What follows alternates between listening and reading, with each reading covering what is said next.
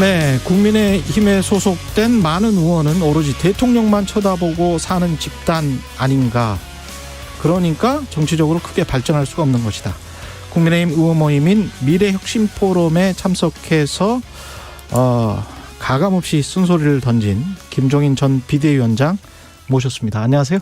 안녕하세요. 예. 오랜만에 모셨는데 오늘 또 비가 이렇게 폭우가 내리는 와중에도 와주셔서 고맙습니다. 예. 지금 미래혁신포럼에 가서 하신 말씀이 좀 외부인의 시선으로 봤을 때는 좀 센 소리를 혁신포럼 한다고 이렇게 했는데 바로 그렇게 하셔서 내가 보기에 내가 평소에 생각한 얘기를 갖다 하는 건데 예. 특히 내가 과거에 이 민정당 소속 국회의원도 해봤고 예. 그다음에 박근혜 대통령 이 선거 때도 내가 당시에 새누리당을 도와가지고 박근혜 대통령 당선에 그때도 같이 열심히 내가 도와줬고 그래서 내가 비교적 그 당의 생리를 갖다 잘 알고 있어요. 그런데 우리가 뿌리를 볼 것 같으면은 지금 현재 국민의힘이라는 건 제일 먼저 1951년도에 이승만 대통령이 만든 자유당이 시작 아니에요? 예. 이게 60년에 이제 4.19로 인해서 몰락을 했는데 그다음에 이제 5.16이 나고 난 다음에 박정희 당시에 최고의 의장이 대통령 출마하고 해서 만든 당이 공화당 아닙니까? 예. 그래서 그 공화당이 1979년까지 지속이 된 거예요. 그러다 박정희 대통령이 이제 세상을 떠나시고 난 다음에 그다음에 이제 전두환 대통령이 민정당. 국보위 만들고 해서 결국은 대통령을 81년에 출마하기 위해서 만든 게 민정당 아니에요. 그렇죠. 그것이 연속되어 온 것이 오늘날에서의 국민의힘이에요. 그러니까 사실은 이 정당이 너무 솔직하게 얘기하면은 대통령이 만든 정당들이다 그러냐. 그래 거기 소속원이라는 사람들이 전부 다 대통령의 눈치만 보고 살아온 거죠. 그러니까 당이 스스로의 이런 소생력이 별로 그렇게 강하지 못한 거예요. 그래서 내가 지난번 2020년 지금 21대 총선 끝나고서 당시에 미래통합당이 완전히 그냥 총선에서 대패를 하고 또 비대위원장을 해달라고 가서 보니까 역시 내가 생각하는 거하고 별 차이가 없어요. 예. 그러니까 당이 항상 자기 자생력을 갖고 살라고 할 것 같으면은 당 내부가 좀 결속하는 맛도 있고 당 내부가 생존을 위한 어떠한 몸부림도 칠 줄 알고 시대의 변화에 따라서 변화할 줄도 알고 이래야 되는데 그런 게 잘 되지 않는 그런 모습을 보이는 것이 지금 국민의힘의 형태다 이런 얘기예요. 그러니까 이건 세상이 많이 변하고 이제는 민주주의를 우리가 정착시켜 나가는 그런 과정에 있기 때문에 민주정당으로서의 역할이 뭐라고 하는 것을 갖다가 좀 분명히 알고 당이 좀 앞으로의 진로를 개척해 나가는 그런 방향으로 갔으면 좋겠다 해서 내가 그런 얘기를 한 겁니다. 당의 자율성이랄지 이런 것이 있어야 되는데 윤석열 대통령의 정당으로 되고 있다? 됐다? 이렇게 보시는 겁니까? 그러니까 반드시 또 그렇게 되지도 않는 것 같아요. 예. 예를 들어서 대통령이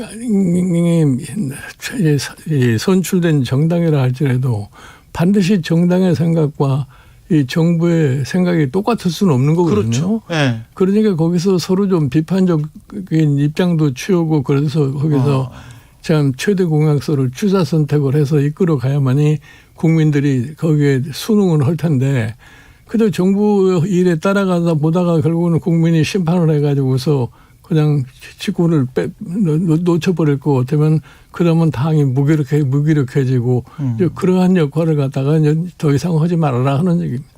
그럼 미래혁신포럼이 그런 역할을 하게 될까요? 아니면은 윤석열 대통령의 어떤 보조적인 역할만 하게 될까요? 그게 이제 우려스러워서 내가 말씀하신 보기에 미래혁신포럼이라는 것은 예. 내가 들어보니까 장제원 의원이 21대 국회가 시작이 돼가지고 그때는 윤석열 대통령이라는 분이 거론도 되지 않았을 때 그렇죠. 그때 이미 소위 혁신을 위해서 혁신포럼이라는 거를 하나의 국회 공보모임으로 만들었다고 그러니까 거기에서 이제 모여서 항상 그 국회에 있어서의 공보모임이라는 게 처음에는 그렇게 출발해가지고서 나중에 볼 것 같으면 별로 큰 결과도 못 내고 하는 그런 것인데 그 이번에 사실 내가 거기 가서 강의를 하게 된 계기가 뭐냐면은 장제훈 의원이 나보고 자기가 혁신 포럼을 갖다가 21대 발족을 시켰는데 예. 그동안에 몇 차례에 걸쳐서 뭐 대통령 후보들이 가서 자기 의견을 제시를 하고 거기에서 마치 대통령 후보가 나올 것처럼 그런 역할도 했는데 결국 가서 이제 윤석열 대통령이 되지 않았어요.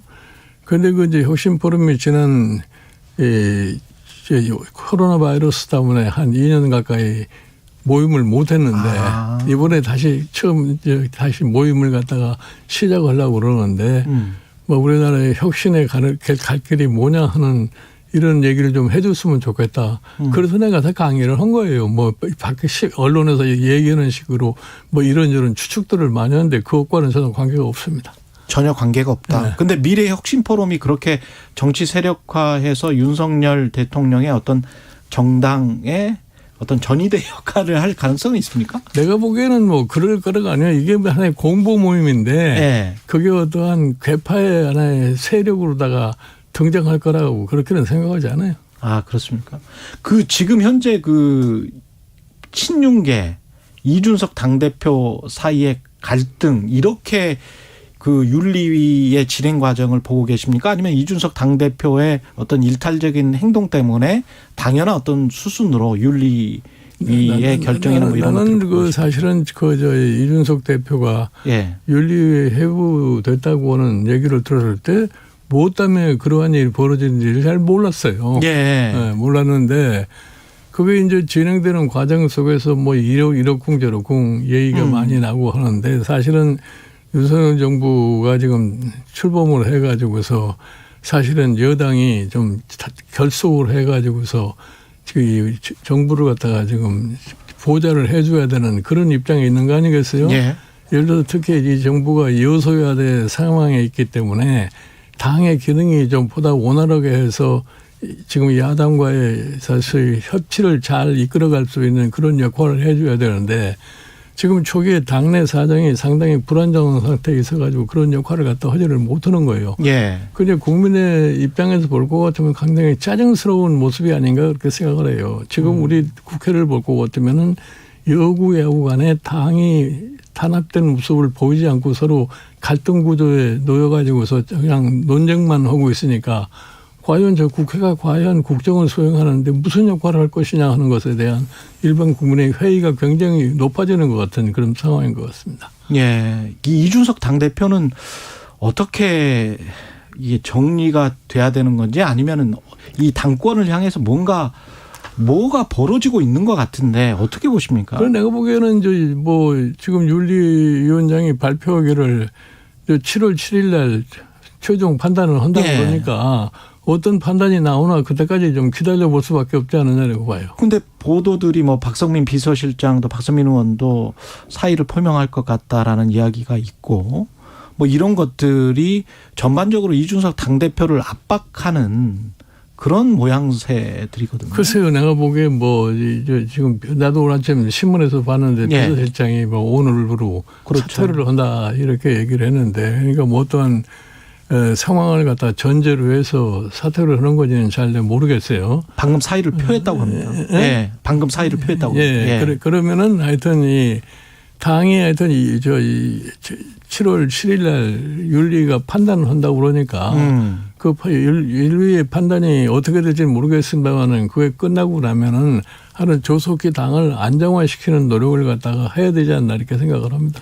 윤석열 정부의 국정 운영과 관련해서는 어떻게 평가하시는지도 궁금하고 지금 경제 상황이 너무 어려워서 경제학 박사시기도 하고 그러세요. 지금 사실은 상황을 보면은 예. 윤석열 정부가 굉장히 긴장을 하지 않으면 안 되는 상황이 아닌가 해서 생각을 해요. 긴장해야 된다. 네, 어저께 어느 여론조사기관의 발표를 보고 보면 지금 지지도가 45%밖에 되지 않고 네. 부정적인 게 50%가 넘는 그러한 모습을 보이는데 정부 지금 출범한 지가 지금 한 달 한 20일 정도밖에 안 되는데 이러한 사태가 나왔다는 것은 보통 심각한 상황이 아니라고 생각을 해요.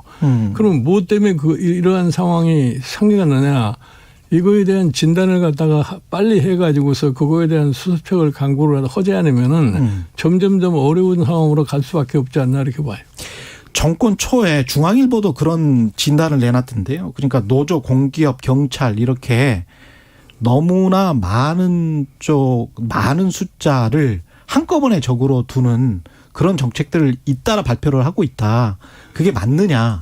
아니 그러니까 내가 보기에는 사실 정부가 새로 수립을 하면은 예. 저 인수위 시절에 이미 지금 우리나라가 어떤 상황에 직면했다는 것을 정확하게 진단을 하고 거기에 맞는 대책들을 초기에 내놓을 수 있는 그런 준비가 했었어야 되는 건데 예. 실질적으로 인수위가 끝나고 정부가 출범을 했는데 내 개인적으로 그렇게 봐요. 과연 이 사람들이 한국이 당면하고 있는 상황에 대한 진단을 갖다 정확하게 하고 있느냐 하는 것이 보이질 않아요. 그러니까 거기에 대한 정확한 대책이 나올 수 없고 정확한 대책이 나오지 않으니까 국민의 미래에 대해서 굉장히 불안하게 생각할 수밖에 없는 상황이 아니냐. 그래서 지금 여론조사도 그런 형태로 좀 나타나고 있는 거라고 저는 봐요. 추경호 부총리가 과도한 그 임금 상승은 좀 자제해달라 이런 이야기를 했지 않습니까? 근데 이제 자유주의 시장 경제에서 임금 상승이 이제 인플레이션 때문에 어쩔 수 없이 일어나는 현상인데. 아니, 근데 이 사실은 자유주의 시장 경제라는 거는 그거는 상식적인 얘기인데 그렇죠. 그걸 갖다 앞세운다는 것이 내가 보기에는 정책을 하는 사람들로서 뭔가 잘못된 사람이라서. 지금 상황에서 정부의 역할이 뭐라고 하는 것을 확실하게 인식을 하고 얘기를 해야지 막연하게 자유주의 시장 경제, 뭐 민간주도 경제 이래 가지고서 경제 문제를 풀 수가 없어요. 쉽게 얘기해서 옛날에 이명박 정부 초기에 기업 프렌들이라는 얘기를 하지 않았어요. 그렇죠. 그러다가 한 1년 지나다가 이제 상황이 나빠지니까 또 뭐 서민 위주로 간다고 그러지 않았어요. 예. 이번에 정부가 발표한 뭐 민간주도 경제라는 게 민간주도로 해온 거지 무슨 정부가 주도했다는 게 말도 안 되는 소리인데 그런 소리를 하니까 결국은 모양만 바뀌어가지고 말이 바뀌었다 뿐이지 역시 또 이 사람들도 기업 프렌들리로 가면서 핑계댈 게 없으니까 민간주도라고 하지 않았느냐는 이런 인식이 깔려질 수밖에 없어요. 그런데 그렇죠. 지금 실제로 우리나라 경제 상황을 보고 같으면 소위 우리나라의 재벌그룹이라고 하는 사람들은 나는 국제적인 경쟁력을 가지고 내버려둬도 자기네들끼리 마음대로 경제를 운영할 수 있는 힘을 가지고 있는 사람들이다예요. 예. 그런데 실제로 우리가 가장 심각한 상황은 뭐냐면 지금 지난 2012년서부터 그 당시에 금융위기 이후에 경기 침체 상황에서 회복되지 못한 우리나라의 소위 중소기업들 이 사람들이 지금 거의 지금 사실 엄중한 상황에 놓여 있는 거예요. 그렇죠. 한계 기업들 많죠. 그런데 그런 사람들에 대한 별다른 대책이 아무것도 없어요. 그게 정부의 역할이 돼야 되는데. 그러니까 정부의 역할이라는 것은 시대의 상황에 따라서 변해야 된단 말이에요. 네. 예를 들어서 60년대 70년대 그런 동안은 우리나라 경제 발전을 하기 위해서 정부가 재벌 위주로다가 그렇죠. 계속해서 정책을 운영하는데 이제는 네. 그 사람들은 다 자라서 사실 정부와 막상대할 수 있는 힘을 정부보다 힘이 더 가지고 있는 글쎄요. 그런데 그러면 그 다음에 사람들을 어떻게 끌고 가야 할 거냐 하는 것에 대한 정부의 관심이 있어야 되는데 그런 게 보이질 않는 거예요. 그 외교 정책과 관련해서도 미국 콜롬비아 대학의 제프리 삭스 교수가 KBS와 인터뷰에서 그런 이야기를 했더라고요. 좋은 외교 정책이 좋은 경제 정책이다. 특히 지금 미중 갈등 그다음에 전쟁이 있는 상황에서 유럽에서 어떻게 보십니까? 윤석열 정부의 외교 정책. 그런데 사실은 미중 갈등이라고 하는 것이 이제 과거의 냉전 시대하고 다른데 예. 과거에 이제 냉전 시대는 소련과 미국과의 군비 경쟁으로다가 이제 경쟁을 하지 않았어요? 예. 그래서 뭐 누가 핵을 많이 갖느냐 뭐 등등 했는데 지금의 미중 갈등이라는 것은 중국이 갑작스럽게 경제적으로 미국을 소위 능가하려고 하는 그런 모습을 보이니까 그렇죠. 거기에서 발생한 것이 미국의 반응 아니겠어요? 그러니까 지금 뭐 미국이 중국을 어떻게 하면 봉쇄를 할 거냐 하는 이런 상황으로 가는데 내가 보기에 이 경제를 가지고서 봉쇄한다는 것이 그렇게 쉽게 성공하리라고는 보질 않아요. 아, 쉽게 성공하지는 못할 것이다. 굉장히 지난한 예를 들어서 중국에 대한 압박을 가하면은 중국 자체는 자생력을 갖다가 회복하기 위해서 우리도 하여튼 빨리 어떻게 좋은 거를 만들어낼 수 있느냐에 노력을 경주를 할 거예요. 그렇겠죠. 그건 과거에 우리 산업혁명 과정에서 우리가 그 예를 볼 수가 있는데 영국이 산업혁명을 제일 먼저 하지 않았어요. 예. 그 영국이 기술이 제일 발달한 나라예요. 그런데 이제 후발 국가들이 독일이나 그 당시에 미국이 후발 국가들인데 그렇습니다. 그 사람들이 영국 거를 모방을 해가지고 물건을 판매를 하니까 영국이 그걸 방지하기 위해서 이 생산국 표시를 하게 만들었단 말이에요. 그러니까 그래서 이제 이 독일 같은 데를 목을 조이려고 그랬는데 네. 그 독일 같은 데는 선택이 없잖아요. 네. 그러니까 자기네들끼리 노력을 해서 빨리 어떻게 좋은 걸 만들어내느냐. 그러다 결국 가서 나오던 게 메이드 인 저머니가 나온 거예요. 결국은 자국 기술이 발전하게 되는 거죠. 그렇게 경제 논리라고 하는 것이 그렇게 힘의 논리로만 가다가 억누른다고 되지를 않아요. 무조건 부작용이 생기게 돼 있습니다. 이게 지금 나토 다자 외교에서의 그 성과는 뭐가 될 수 있을까요? 그 방산이랄지 뭐 원전이랄지 이런 거를 수출을 많이 할 수 있지 않을까? 뭐 이 대통령실은 이렇게 이야기를 하고 있는데. 그러니까 뭐 각자 이해관계가 다 다르기 때문에 예. 그런 그런 문제를 쉽게 우리가 그냥 앞서서 얘기를 안 하는 게 좋을 것 같아요. 앞서서 이야기를 안 하는 내가 게 보기에는 좋다. 지금 우리가 내가 좀 우려하는 거는 우리도 지나칠 정도로 좀 너무나 자신감에 찬 것처럼 자꾸 행동을 한다 이런 얘기예요. 쉽게 얘기해서 일본이 80년대까지 그렇게 얘기했어요. 모든 것이 일본이 넘버원이다 이런 얘기를 했는데 예. 최근에 와서도 우리도 듣자 하니까 무슨 뭐 BTS다 무슨 뭐 오징어 게임이다 이런 예. 것이 문화까지 뭐 세계를 지배하는 것처럼 이런 얘기인데 이럴 때일수록 우리가 정신을 차리고 조심을 해야 됩니다. 우리가 가지고 있는 제반 여건은 지금 우리가 말이 선진국이지만 선진국과 같은 그러한 사회 정치 구조를 갖고 있지를 못해요. 이것이 제대로 서로 똑같은 형태로 가자. 쉽게 얘기를 해서 우리가 사실 선진국이 지금 작년부터 선진국이라고 유엔이 인정을 했는데 예. 사회적인 지표를 보고 같으면 과연 이게 선진국에 맞느냐. 자살률은 OECD 평균의 배가 넘는 그런 상황이 있고 노인 빈곤율은 세계에서 최고를 자랑하고 그렇죠. 출산율은 세계에서 제일 최저를 보이고 있고 이러한 소위 사회적인 여건을 가지고 양극화는 심화되는 이런 상황에서 이것이 미래에 대한 어떠한 희망을 줄 수 있겠느냐 하는 얘기예요. 그러니까 동력이 이런 상황에서는 국가의 소위 동력이라는 것이 발휘될 수 없는 것이라는 것을 우리가 좀 인식을 하고 좀 우리 입장을 좀 냉정하게 생각을 하면서 모든 것에 임하는 것이 나는 현명하지 않겠나 이렇게 생각을 해요. 너무 말을 빨리 하거나 많이 한다라는 측면에서 봤을 때 도스태핑 기자회견 있지 않습니까? 출근길에. 그거는 어떻게 생각하세요? 좀 줄여야 된다라고 생각을 하십니까? 아니면은 계속 하더라도 뭔가 좀 정제를 해야 된다라고 생각하세요? 아니 나는 대통령에. 그렇게 생각해요. 그거는 이제 대통령 스스로가 판단해야 할 일이죠. 예. 이제 갑작스럽게 참 출근하면서 기자들이 질문하는 것을 답을 하려다 볼 것 같으면 간혹 가다가 실수하는 얘기가 나올 수가 있어요. 그렇죠. 그런 실수라는 것이 치명적인 영향을 미친다고 보는 것에 대한 인식을 갖다 할 수밖에 없게 될 거예요. 그렇게 될 것 같으면은 이제 대통령 스스로가 이 출근길에 기자들의 질의답변 문제에 대해서는 보다 더 신중하게 임하지 않겠나 이렇게 생각을 합니다. 할 수밖에 없게 될 것이다. 그런 말씀이셨습니다. 예.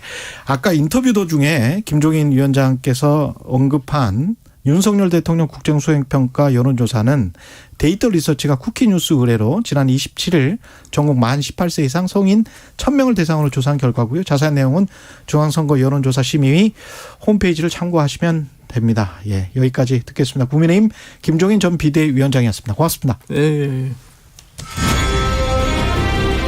공정, 공익,